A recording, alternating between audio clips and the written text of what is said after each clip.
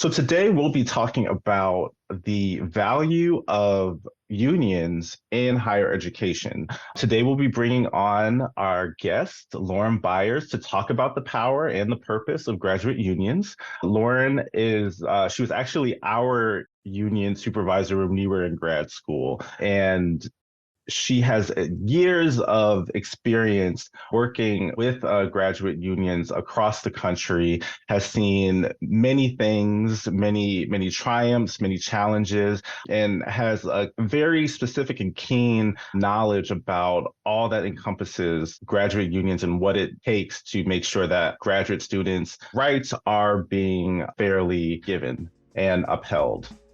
This is The Hidden Critique, where we discuss art, race, and higher education at the intersection of an MFA. I'm Marlon Tobias, pronouns he, him. And I'm Krystle and Lemonias, pronouns she, her. Welcome to our show.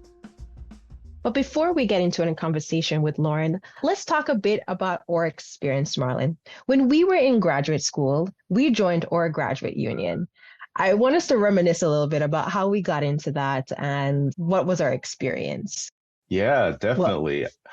Well, I think you should start because you were the one that really initiated the whole process. So we should start with your beginnings.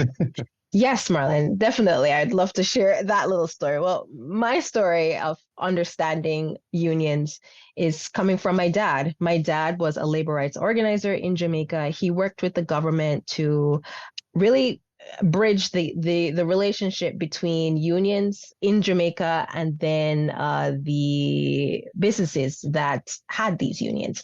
And in each of these sectors, he did a lot of research and collected a lot of data, and most of his work was data driven as to how were unions actually supporting individuals' lives and further the economy of Jamaica. And so in that understanding of the work that he did, I always knew that there was power for the individual in unions. And so when I found that our university had a union, for sure, it was the first thing that I wanted to join to exercise my rights as a laborer and encourage others to do the same.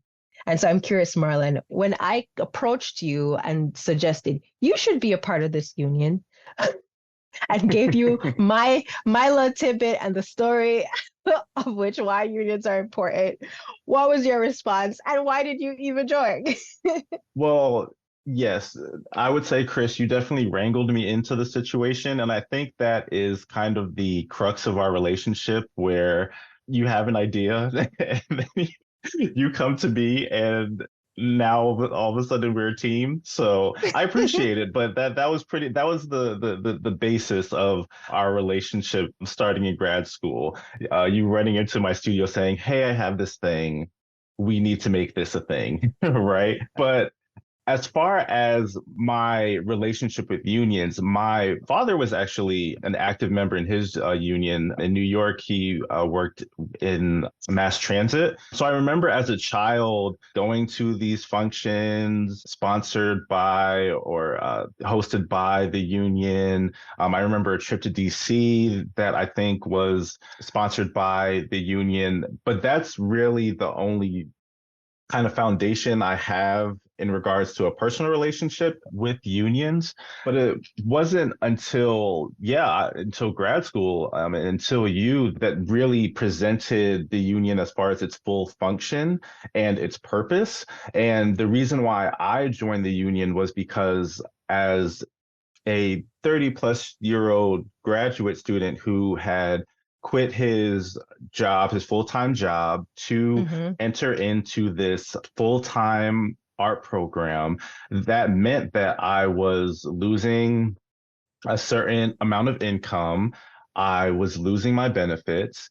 And when you had explained to me that the union's collective bargaining with the school's administration were the ones responsible for our graduate wages and our benefits, and also informing me that they're always up for negotiation, that was really what secured me or really gave me the push to really get involved in a more active way, not just becoming a member, but really galvanizing graduate students to, and also educating graduate students about their rights and the purpose of unions, and how the decisions made through the administration could impact us as students. So that was really the selling point that you gave me for me to really take an active role in our graduate union. Wow, that's so interesting. I didn't know I don't think I remember you mentioning about your dad and his experience as a person in a union in mass transit, because I wasn't even aware that I was touching or connecting with this experience that you had that was good with unions, and that me revisiting that in the terms of what was applicable to your needs at this moment would really not only support your work, but to connect you back to this story of family and how it essentially empowered your family, the things that you did with your family. It gave you time to be with your family too. It was a part of your life. So that's really fascinating and exciting to hear. But more so why I was active, again, I was active because personally, as an individual, of a woman of color, a Black woman, an immigrant, also one of two Black people in the program, you being the other one. Right. I really wanted to make sure that, as you shared, we were really being prioritizing in the needs that we had as workers, making sure that to the best of our ability we were fighting for a livable wage, fighting to keep our benefits and our benefits not being stripped away. And as you remember, as time went on, we definitely had to fight as we were renegotiating contracts during COVID and all the things that happened there. And that was its own, you know, bag of challenges to really fight through, but it really gave us the opportunity to see what is possible when individuals come together. And for me, that was the biggest thing. Like, you can have a say to some extent in what your working conditions looks like, and then in turn what your home condition is like, because the funds that you make, the funds that you earn is what supplies everything else for you in life. So I really felt passionate about making sure that individuals that were around me not only knew what their rights were as workers, but to really understand what their power was as an individual, a part of this collective, working together to having these individual needs, but working together as a collective towards this bigger goal. So yeah, that's what kept me going. Well, Marlon, I'd love to hear what your thoughts are on some of the research that I did in grad school to learn more about faculty salaries and based on the public knowledge that was available around education in Florida. Yeah, exactly. So, I mean, the state that we were in, luckily, the faculty salaries was public knowledge. There was a database that you can pull up all of the faculty salaries, what they've been and what they've made up until that point. And what we found is just a huge gap between what they make and what the graduate students are making. However, there is a lot of work that is placed upon graduate students as they're pursuing their degree. And what we also found is that being in a conservative state where unions aren't as popular, or maybe don't have as historically have had as much power as, say, maybe the more liberal northern states, is that graduate students were really unaware of the rights that they have as student workers and how valuable they are to universities. So there is power in this knowledge, and it is important that these statistics and these facts are shared amongst graduate students so they have an understanding of where they lie in the hierarchy of higher education and labor that's involved in that. Yeah, absolutely. And a thought that came to me in why this was important was yes, we are students. We are often, most, if not all of us, are getting these fee waivers for our tuition. But even Hmm. with the fee waiver and the stipends, and maybe some scholarship that you receive, there is still, was when we were students, a huge gap between what the expense say that is incurred on the side of the university versus what they are also paying out to full-time faculty and whether other lecturers. And so, like you just mentioned, Marlon, understanding what value we bring and how Hmm. much they are saving by having us as having at that point having grad students as workers is really pivotal for someone in this position, a grad student in this position, to understand what their bargaining power is. And Definitely. that is, I mean, there's nothing more that you how you can invigorate and really galvanize an individual around being active in their union than understanding that thing. And maybe money is not the thing for a person, but benefits are still monetary. If you look at it, it's something that is helping you to have quality of life. Right. And if As you a graduate student, as a as a graduate graduate. student, that is supplying a service to the university. And so, yeah, which I'm so passionate about this particular topic. So I'm really excited to get more in depth in this conversation. But Marlon, I'm sure there's some other thoughts that you have in regards to what we call like the bread and butter. Yeah, grad students are the bread and butter, but not getting the bread and butter out of it. And I Yeah. want to reference an article from btlaw.com Hmm. that discusses union activity in higher ed, just to kind of really give a picture of what has been happening in current events regarding unions. So in 2022, the US saw the highest number of work stoppages at higher education institutions in 15 years. Since January 2022, the Cornell University Industrial Labor Relations School, Labor Action Tracker, reported that nearly 40 strikes have occurred across the country in the higher education sector. And since March 2022, 19 bargaining units representing students have been recognized by the National Labor Relations Board, or otherwise known as the NLRB.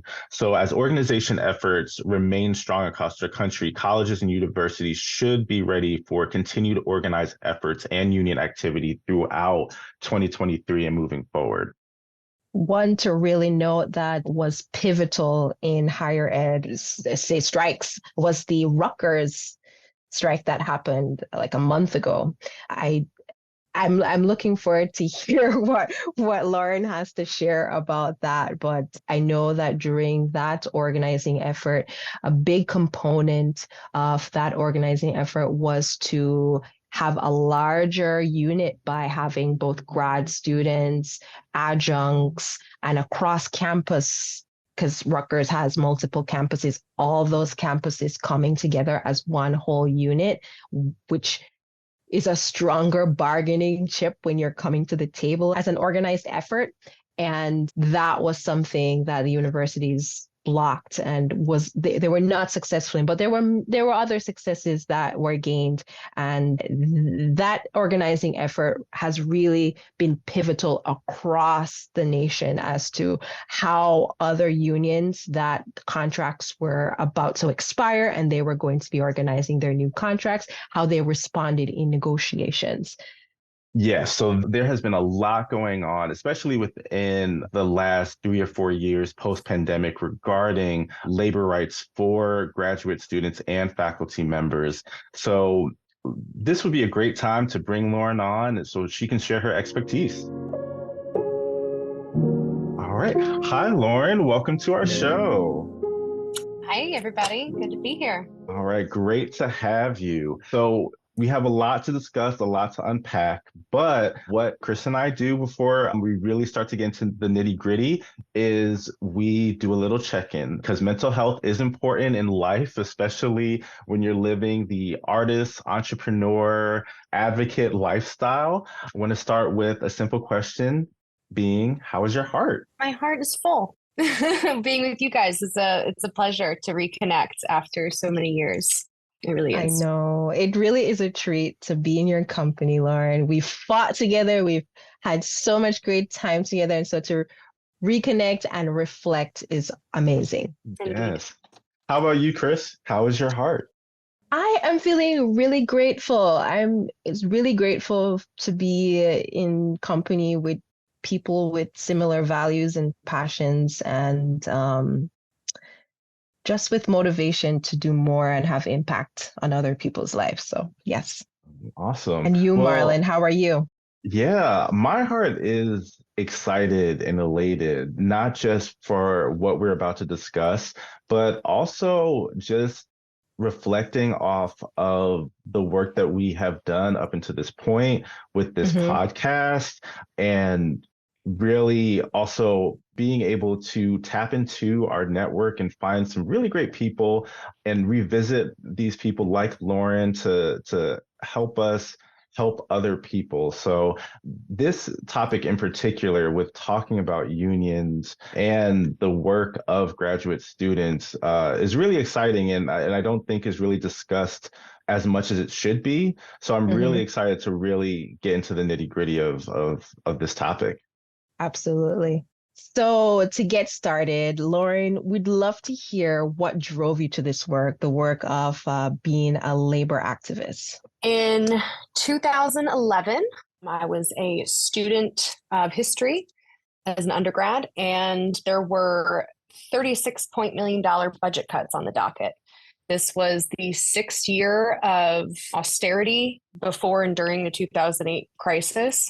And at the time, I was heavily involved in community activism. I was a part of the socialist organization. I was part of Dream Defenders, which was an organization in honor of Trayvon Martin. And these budget cuts blew up. So activists like myself got involved, formed a coalition with the unions on campus, the faculty union, the graduate union, and organized a movement to save the university. They wanted to completely shut down the computer science engineering department, which at the time was insane because that was when major investments towards STEM, that was the direction. They wanted to lay off and restructure human resources, which would have put a whole new workload upon faculty and staff across campus. So we were able to prevent the shutting down of computer science engineering department, which saved hundreds of graduate student positions, paid positions, over 50 faculty positions, in addition to those major layoffs in human resources. But there were still incredible budget cuts. So this was my first introduction to union work, although I had done activism, social justice activism outside of that. And I was just blown away because what I realized was that the folks that were preserving the integrity of higher education and the university was not the administrators or the board of trustees making these horrible decisions. It was the faculty, the graduate students, the people who do the bulk of research and teaching at our institutions are the ones who are preserving its integrity, and not just for the institution itself and for the community that it's major economic hub for, but for the students and their education and their futures. Yeah. Yeah, absolutely.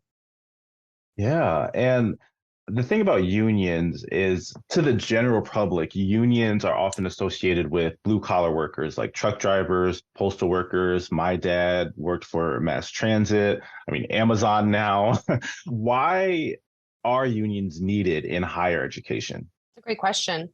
So unions started in academia, I mean, back into the 30s, 40s, 50s, 60s, really just depends where around the globe you're looking at. But Albert Einstein, for example, was a major advocate for unionization, as well as if anyone saw the recent Oppenheimer movie, Oppenheimer was an advocate for unionization for multiple reasons. Yes, wages and rights, benefits, that's the bread and butter of unionism. But when you're talking about higher education in particular, you're talking about defending academic freedom. And for those that are not as familiar with that term, academic freedom simply means the freedom of speech for researchers and teachers to research and teach freely within their studies without the state government, local government, or the administration of that institution coming in and saying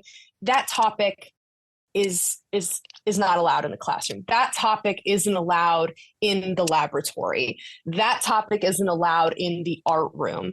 And that really came to a head in the 60s and 70s when there were faculty who were coming out as gay, who were an open, in the public eye saying that they stood against the Vietnam War, or of course, faculty who were standing in solidarity and with their Black students on campus demanding that we end segregation in our communities. And so they became targets, and they formed committees on the statewide level and at the university levels that they would blacklist faculty and graduate students and say, these folks have got to go. Yes, and state governments did this. What do you mean? And also, we saw that even on the federal level.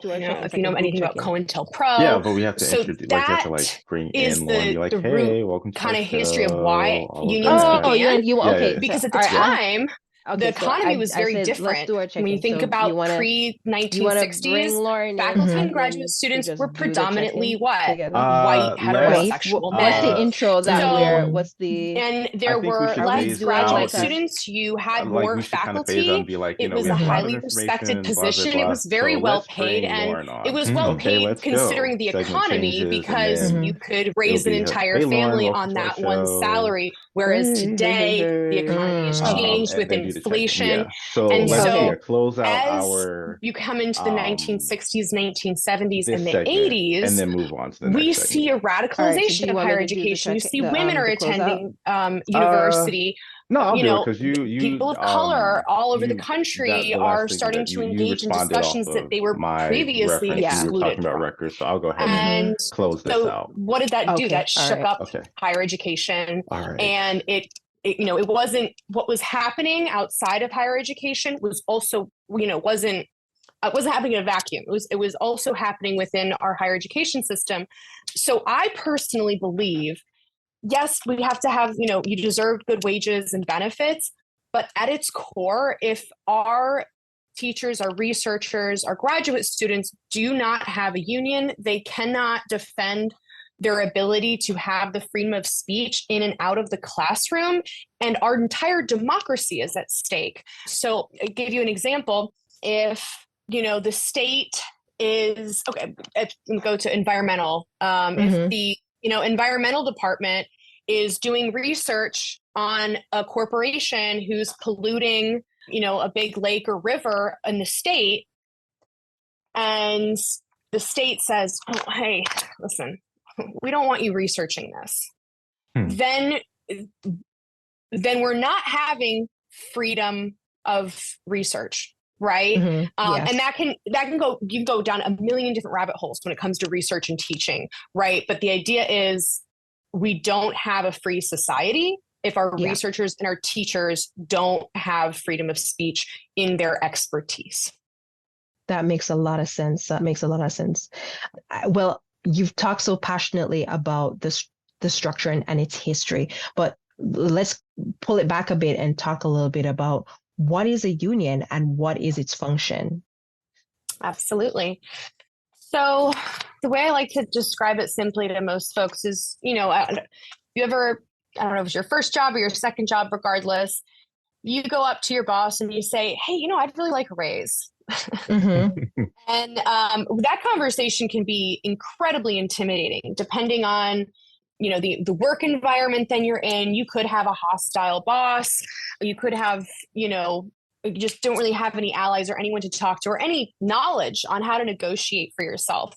Yeah. So most people are just too terrified to do that by themselves. Not saying you shouldn't advocate for yourself, but there's a major power dynamic there, right?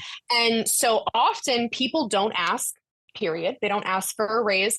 And if they do, they don't get one, right? Just because you ask for a raise as an individual, you're not necessarily going to get what you want, especially if you're talking about things like benefits that then they'd have to apply to other people where you're working, right? Because then there would be major inequities. So a union says, why negotiate by yourself when we could negotiate as an entire workforce? So what unionization does is it provides a legal body to negotiate your wages, working conditions, and benefits. With a union, the employer cannot refuse to negotiate things like your wages and your benefits, where without a union, they can say, well, I know I'd love to give you a raise, but it's not going to happen. Or I'm not even willing to have the conversation with you. So a union really just means that your employer is legally obligated to negotiate your wages, benefits, and working conditions. And it also enforces whatever those rights are. So if you took a sick day, because you have the right to take a sick day, and you were disciplined for taking a sick day, you would have a union representative, a legal counterpart, to come in and say, nope, you can't do that. You cannot discipline for them. You cannot discipline them for taking a sick day. They have the right to do that. And you wouldn't be alone, right? Versus, oh, I got in trouble, I have to go talk to HR, and you have no representative, you have no contract to or anyone to back you up in that scenario. That makes a lot of sense. And I know this, but it's so great to hear you explain it so well for our listeners. And then if you can share a little bit more on, you just mentioned collectively bargaining. What in detail is collective bargaining, and a little bit more about how that functions? Absolutely. So whether it's every year, every so many years, it just depends on what the union decides is the length of their contract. Everyone essentially gets the same contract. And it can be a few pages, or it can be, 100-page contract. And if you join that workforce, you all have the same contract. You all have the same benefits. You all have the same benefits in terms of sick leave and medical leave. Now, it doesn't mean you're all paid the same, because that's a common myth.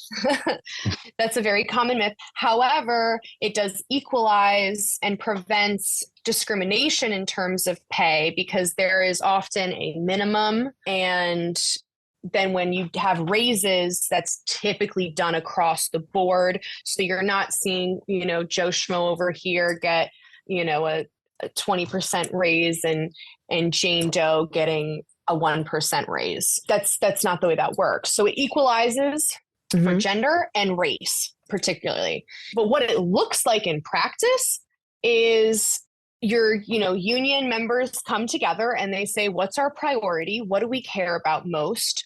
And that the elected bargaining team sits across the table from the employer, and they hammer out the details of what the next contract will include, whether that's a 1% raise, a 10% raise, more sick days, increase to health benefits, and many, many other things.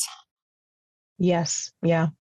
Oh, okay. Gotcha. So you've explained so eloquently how unions function on a very macro level, right? So I kind of want to reel us back in to art, especially with art departments in higher ed. There's this running theme that a lot of art departments they run kind of insular to the department, as almost like the university just views like their art department as like these just free-loving kids and faculty members that just kind of do their own thing and paint pictures and make things pretty over there. And in a way, that narrative almost excludes us from the fact that we are actually a part of this bigger body, this bigger student body, this bigger function of the university. So, Lauren, can you explain how or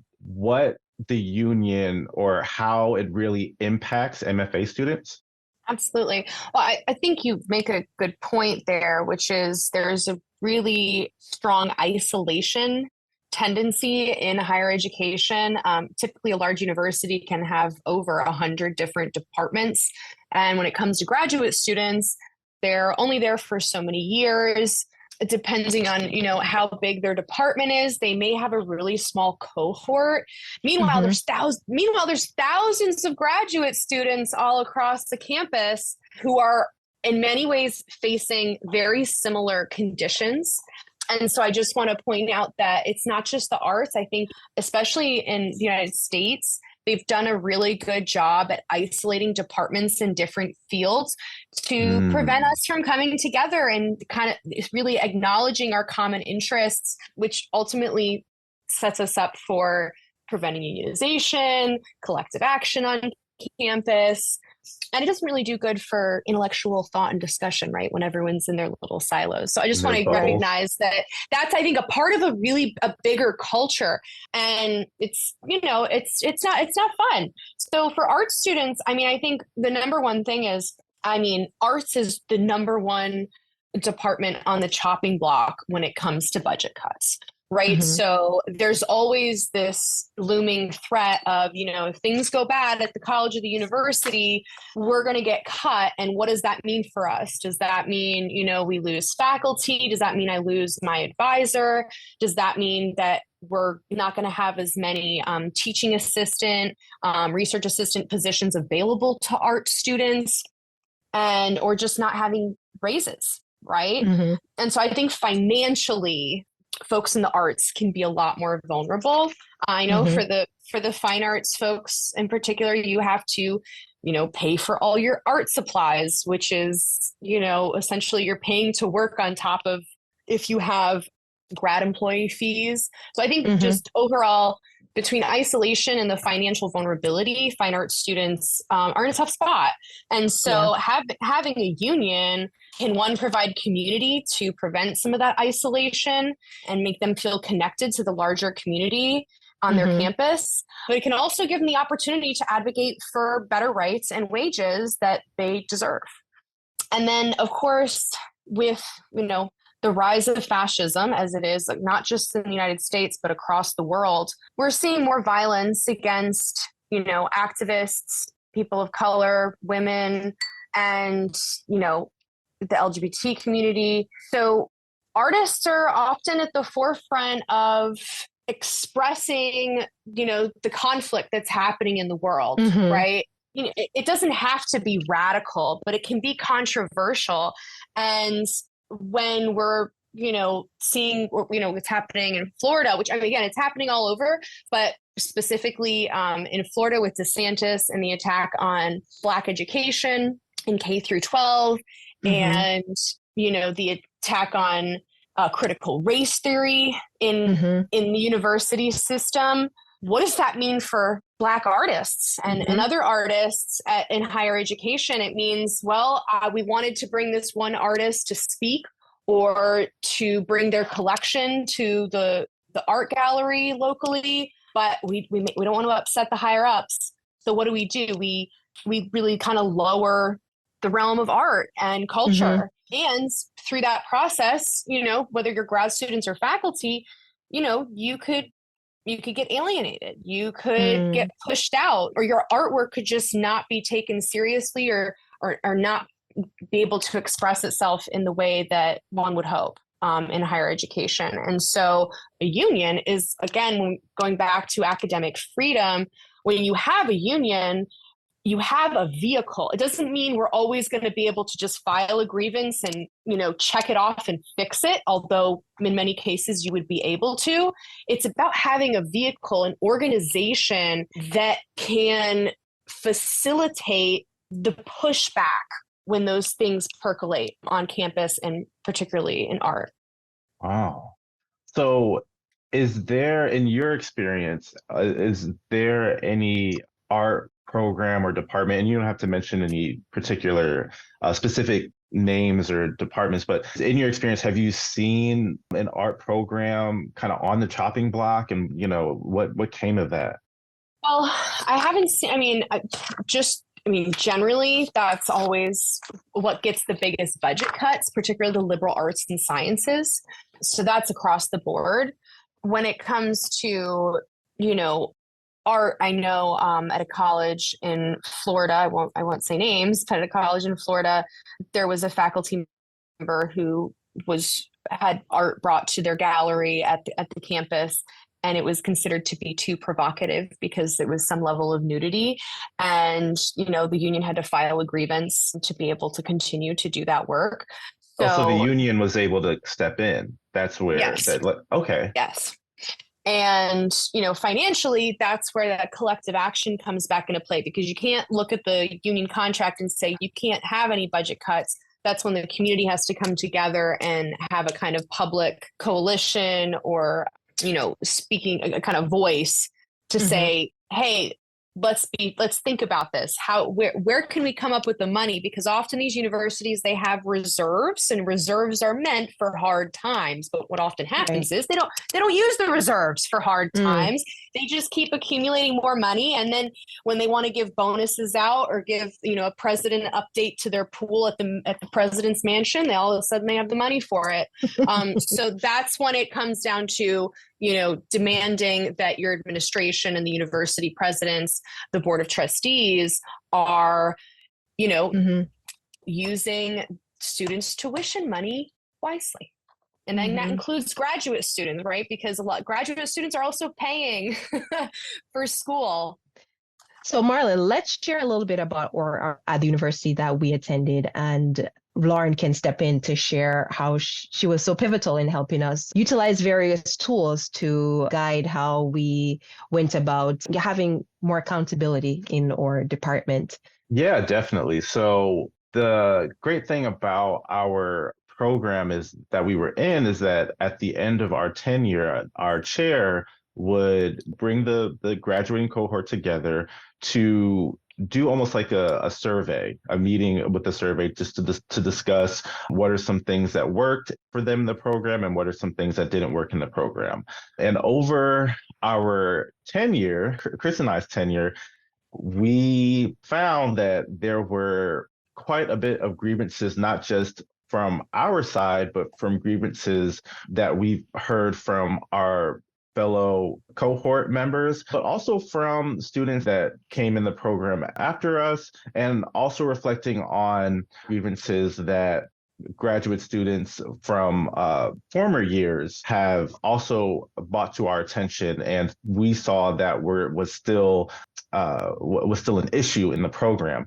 So what me, Chris, and two other MFA students did was we made a petition, and this petition aired out all of our grievances in regard to what we had encountered and what other graduate students have witnessed as well. We published that to the rest of the university. I think we also contacted the news stations, if I'm not mistaken, Chris.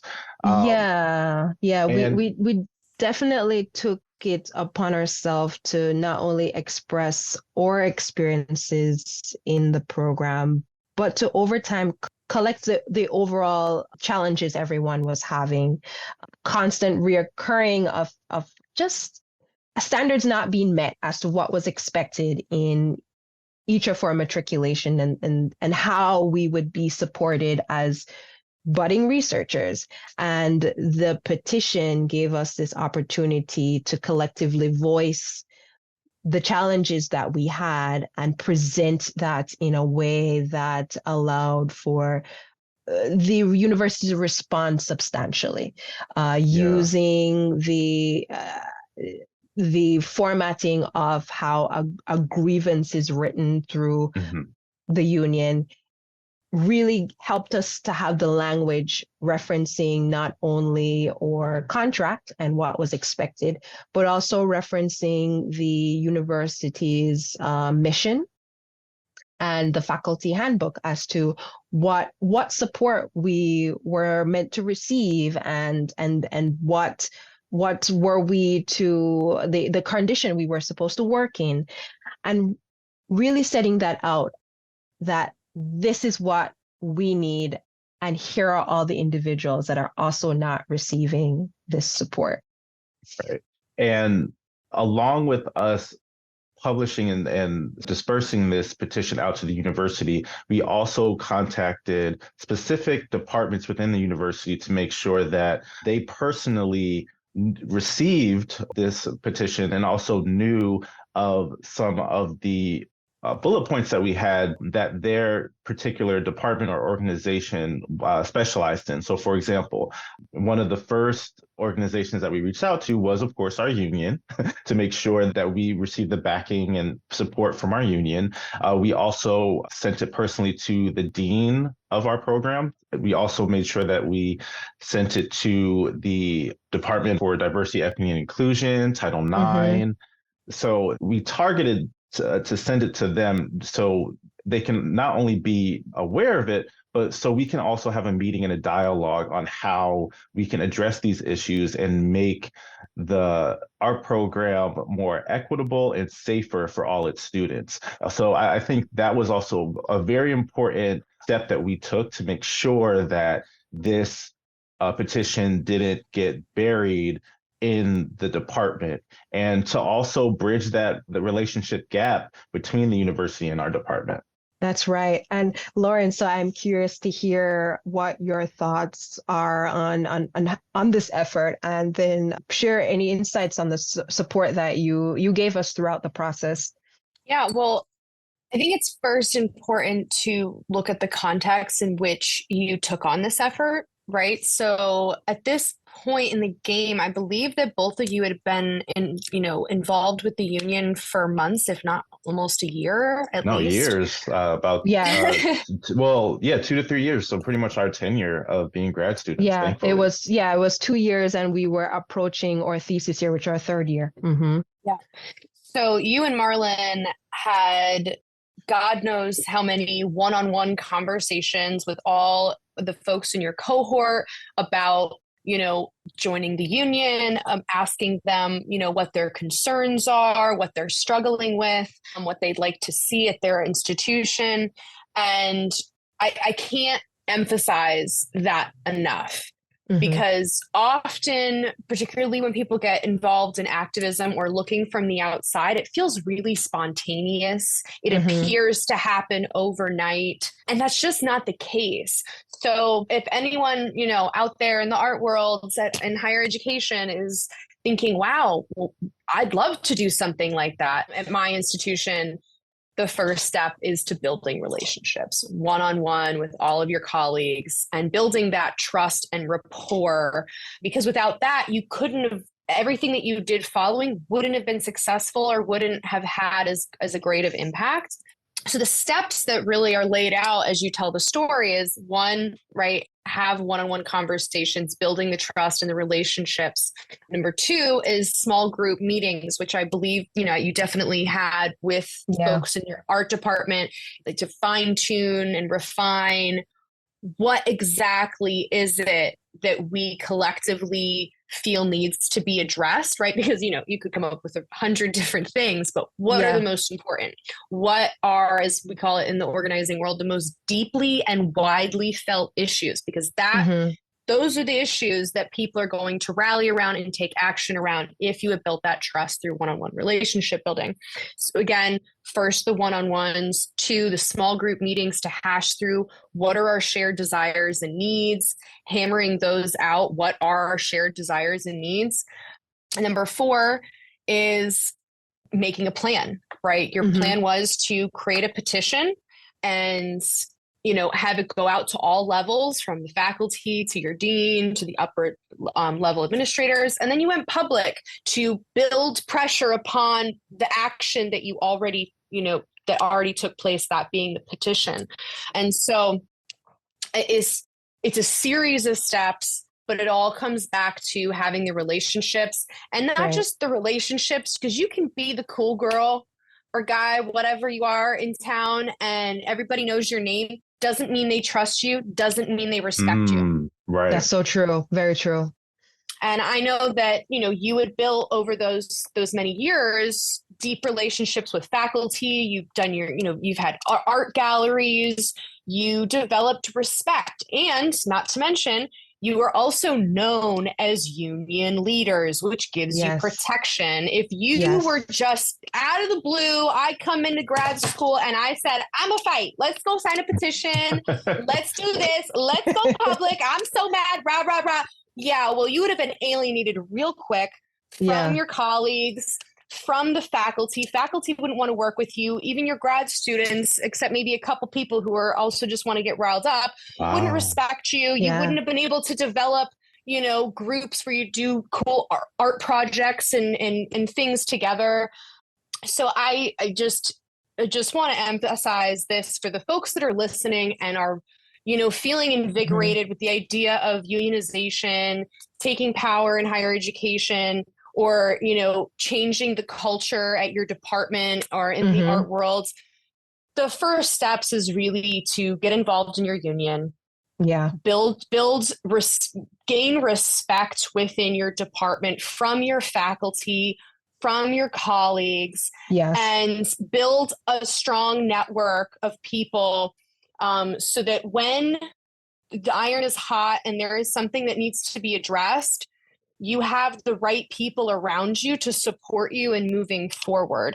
It does not mean that as a newcomer and a freshman or whatever, you shouldn't get involved. It just means you don't need to be at the head of the gauntlet.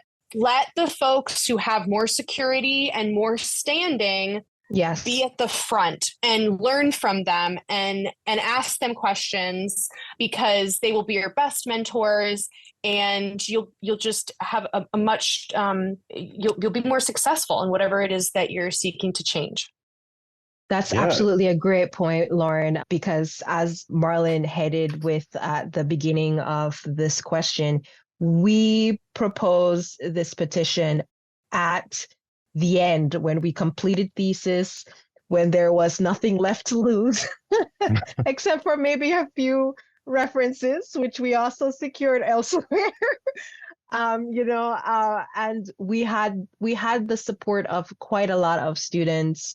And because of that garnered respect that we had, as we were leaving, we were able to have these critical conversations with not only our dean and individuals in our department, but across the university, to really put faculty in a position to make change that was tangible.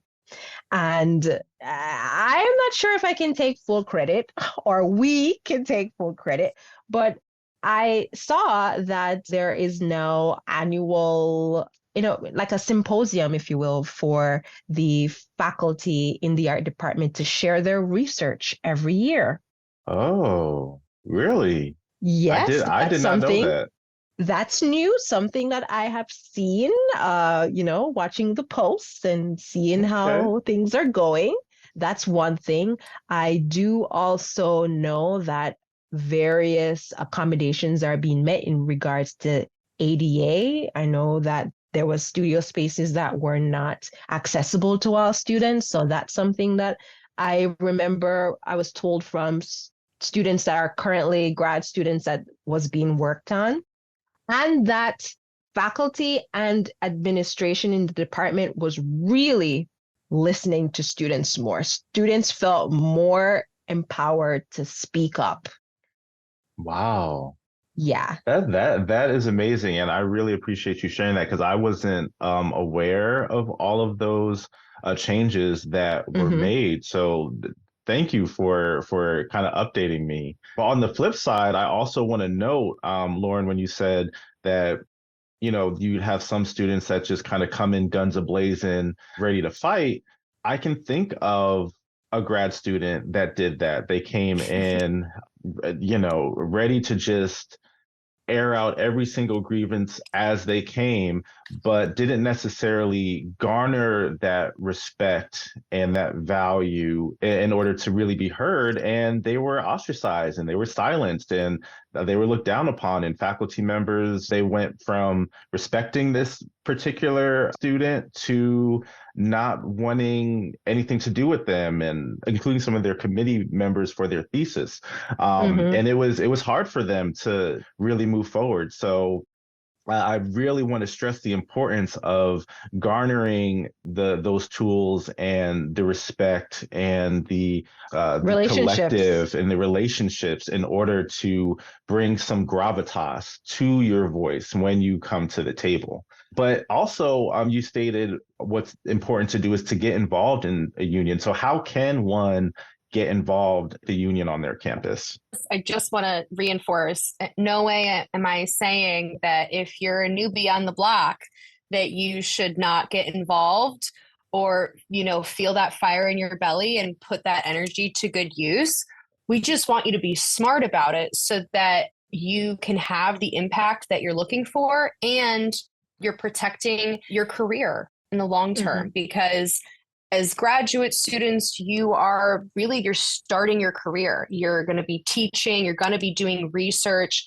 And so you play that fine line of being a student and building your career at the same time. So this is really about, protecting your vision to make the change, but also protecting your future. That's really where that comes in. So how do you get involved? Find out if you have a union. Number one, quick Google search, grad union at whatever your university. Many colleges don't have unions just because they're too small, and colleges, they don't have a lot of grad assistants. So it's typically at the university level. Not all grad assistants are unionized. So again, do a quick Google search, find out, do you have a union at your institution? If you do, find out when they have their socials. Socials is a really great place to just get your feet wet, get the vibe, meet people casually. Because I know it can be a little intimidating if you've never been involved with a union or you've, never been really involved in activism or community work. People come in and they come to their first meeting and they're like, oh, what do I do? I don't know if I should be here. Maybe this isn't for me. I don't know how I can contribute. And it can be really intimidating. So start with the socials, go to the union socials, make some friends, and then attend their meetings and learn about the organization, what they do. Every union is a little bit different. Yeah. So, not one size fits all. Some don't have a lot going on. They bargain the contracts. Outside of that, they don't have much going on. Some are much more involved. Like you mentioned, Rutgers. So that's a heavily unionized, organized campus. And then if there's current negotiations going on, check out the collective bargaining sessions where you'll see your union leaders negotiating with the administration of the universities for your wages, working conditions, benefits. That's a really good way to just learn about, the nuts and bolts of what we do. But again, attend the socials, attend their meetings, and if you can, show up to a collective bargaining meeting. Those are the best places to just meet people and learn about it. Once you, attend a couple events, meet some people, think about what you enjoy, what your skill set is, and there may be positions that are open and people are running, but often throughout the year, there's not elections running all year, but there's a ton of work that needs to be done. So you don't need to run for office of the union in order to do the work. I would simply just at the socials, one of the elected leaders or people who seem to be leading the event say, hey, you know what? I've never been a part of a union. I'm so excited to be here. I'm really good at designing flyers, or I'm really good at data entry, or I'm really good at speaking with people. And, what can I do to contribute? And, but the best way to do it is do what you are good at. because everyone, as especially in higher education, like we all have different expertise. You don't have to do the thing that you think you have to do. Do the thing that is going to best suit you, to motivate you to want to do the thing, and so that you're contributing in a meaningful way. And that goes a long way. What is it that you're good at? And ask them, hey, I'm good at this thing. Is there anything I could do to help with this skill that I have? Other than that, I mean, talk to as we're just talking about, the petition drive that you had in your department, all of that, as we mentioned, was built upon you, Krystle and Marlon, walking around your department, talking to your cohort and colleagues about joining the union.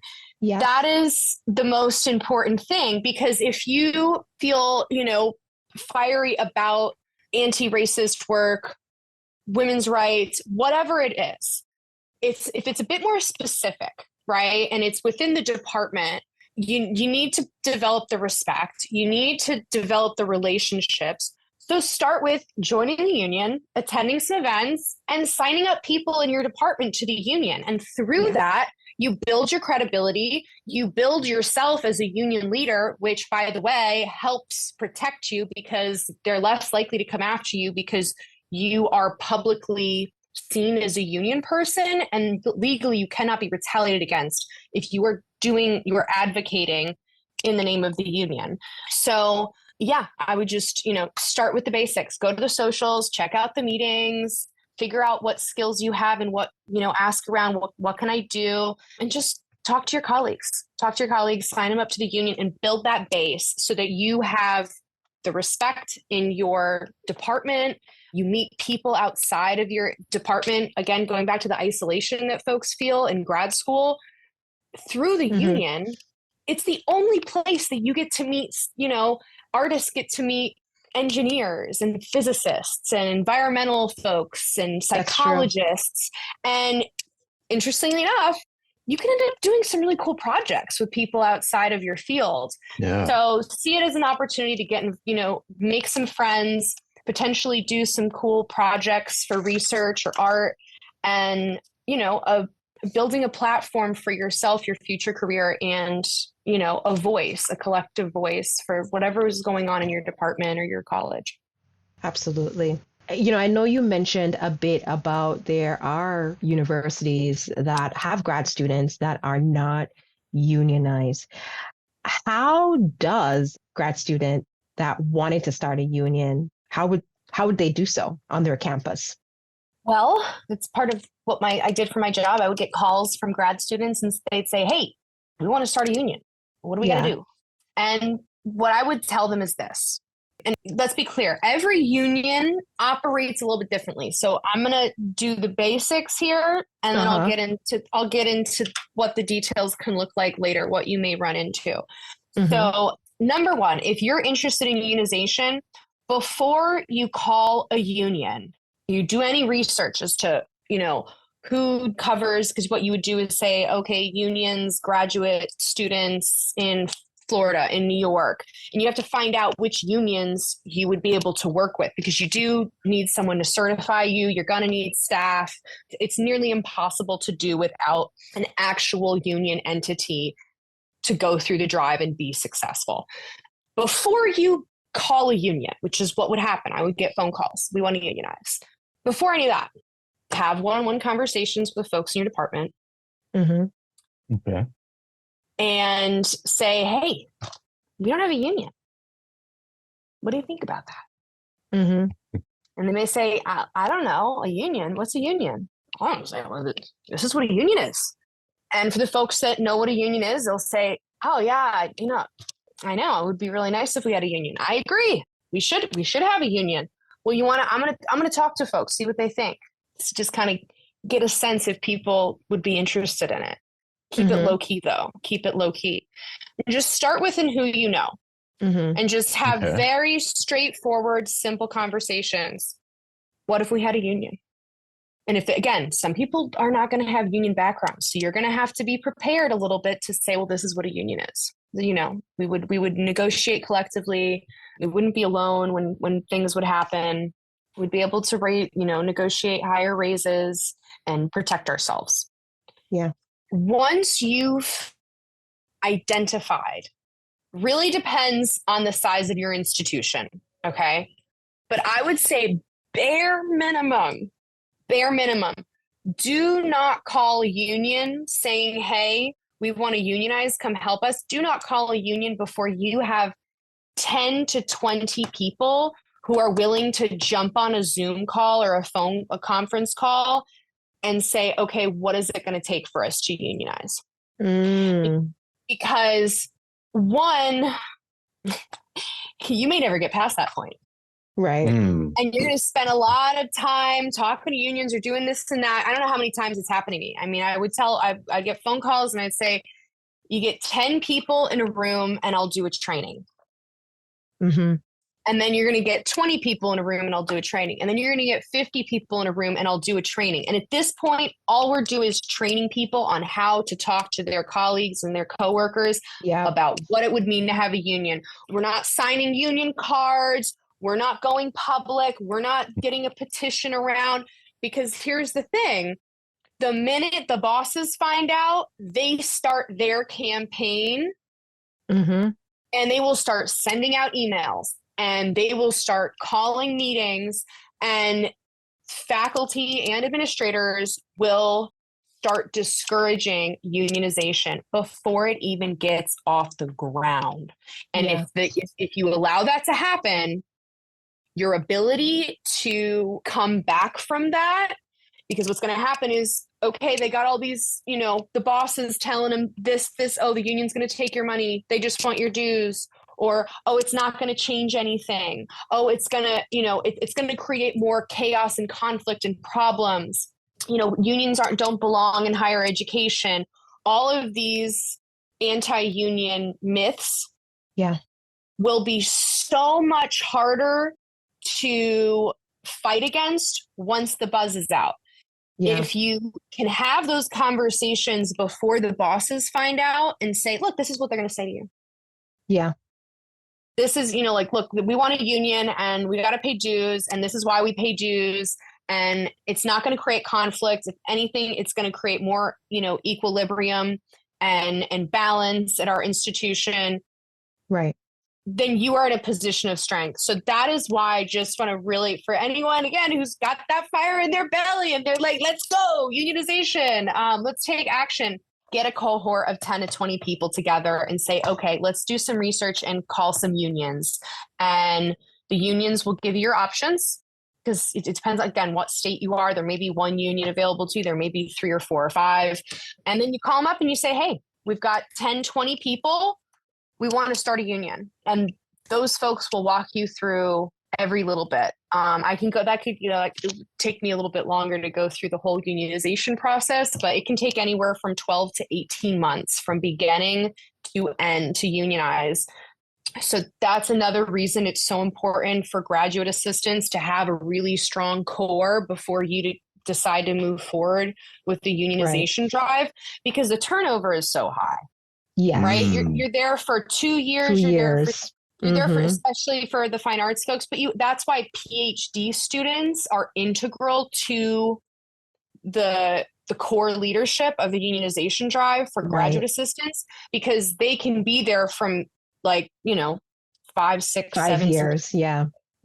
But sometimes they're there even longer. So they can be there for the whole drive. So, I can go on a whole other go down the rabbit hole of the challenges that come up. But I would say get a team of predominantly PhD students, 10 to 20, and committed to say, we want to set up a meeting with the union. Will you show up if we make the call? Okay. And then, the unions will walk you through how they operate. Again, every union organizes things a little bit differently, but it takes anywhere from 12 to 18 months, and it's a lot of work. So, that's why the larger your body is, the people who are actively recruiting and having organizing conversations are, the more smooth your campaign will go. So build that base before you even reach out to any unions, and just talk to your colleagues. Say, hey, I think we should start a union. What do you think? Yeah. Well, I'm so happy to have your insight and to get a bit of your expertise, Lauren. You have been integral in training us, Marlon and I, and giving us all the tools and strategies to really be effective organizers that even gave us the push to do this podcast because it in itself is Yes. activism. And Yes. so thank you for your inspiration. Thank you for these very tangible tools to act out on our ideas with not just strategy but cleverly and in consideration of our careers. And so we feel so empowered by the knowledge that you have given us. And I'm sure that you've done this for so many others, but we are exceptionally grateful for what you've taught us while we were grad students and what you've shared with us today. And so we wanted to close out by giving you an opportunity if you'd like to share anything more about further projects or anything you'd like to plug, and maybe even bring you back if there's something more you'd like to share about this subject or something else similar. Yeah, I mean, I just like to say that I'm so honored to be here and join your podcast today. And it was an honor to work with you back in the day. I learned so much from you as well. That's part of what's great about organizing world is even you don't stop learning. It doesn't really end. It's like art or school. It's a constant process. And yeah, I'd love to do this again. I'm happy to come back. Awesome. Awesome. Thank you, Lauren. Thank you. I'll see you guys soon. Bye. All right. Bye, Lauren. Now we're at the point of the show where we want to hear from you, the listener. Join us on Discord, the link found in our show description, to share your thoughts on these two questions. 1, what has your experience been with unions? And 2, what issues are you aware of that your union has organized around on your campus?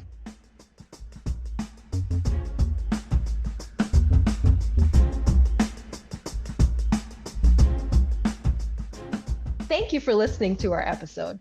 The Hidden Critique is produced and hosted by us, Krystle Lemonias and Marlon Tobias. Episodes are edited by Kirsten Pettifor. Original music composed by Cesar Presa. If you like the show, you can review and rate this podcast via Spotify or Apple Podcasts. You can also like, subscribe, and comment on our YouTube page. For exclusive bonus content, subscribe to our Patreon at The Hidden Critique. Or join the Hidden Critiques Discord page to engage directly with us, the host, and build community with fellow listeners.